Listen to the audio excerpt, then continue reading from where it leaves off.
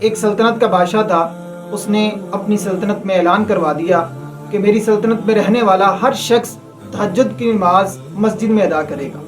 ساتھ میں اس نے یہ شرط عائد کر دی کہ جو شخص تہجد کی نماز ادا نہیں کرے گا میں اس کو پھانسی پہ لٹکا دوں گا۔ عوام بڑی پریشان ہو گئی، بادشاہ کا حکم تھا، ان کو ماننا ہی ماننا تھا۔ انہوں نے اس پر عمل کرنا شروع کر دیا۔ ایک دن بادشاہ نے اپنے وزیروں کو اپنے ساتھ اٹھایا کہ چلیں لوگوں کو جب ہم نے حکم دیا تھا دیکھیں کیا اس پہ عمل بھی ہو رہا ہے کہ نہیں ہو رہا۔ وزیر بادشاہ کے ساتھ اٹھے اور مسجدوں کا چکر لگانا شروع کر دیا۔ ایک مسجد کے اندر بادشاہ سلامت داخل ہوئے تو چلتے چلتے ایک شخص کے ہاتھ پہ بادشاہ سلامت کا پاؤں آ گیا۔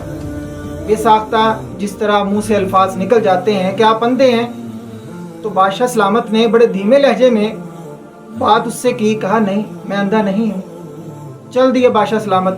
ساتھ میں اس کے کچھ وزیر ایسے تھے جو بادشاہ کو بات بات پہ اکساتے تھے۔ تو بادشاہ سلامت آپ سلطنت کے بادشاہ ہیں، اس نے آپ کو یہ بات کی ہے کہ آپ اندھے ہیں، آپ حکم کریں میں اس کا سر اڑا دوں۔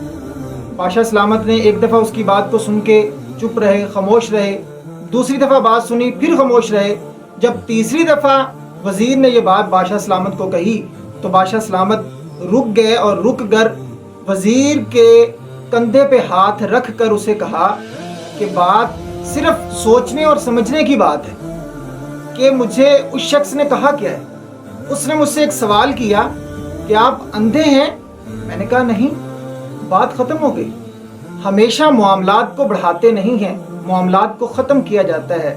ہم چھوٹی چھوٹی بات کو لے کے معاملات کو اتنا بڑا کر دیتے ہیں جس سے ہمارے دوست، رشتہ دار، ماں باپ ہم سے بڑے دور ہو جاتے ہیں۔ اس لیے ہمیں چاہیے کہ معاملات کو بڑی نرم دلی کے ساتھ ختم کر دینے چاہیے۔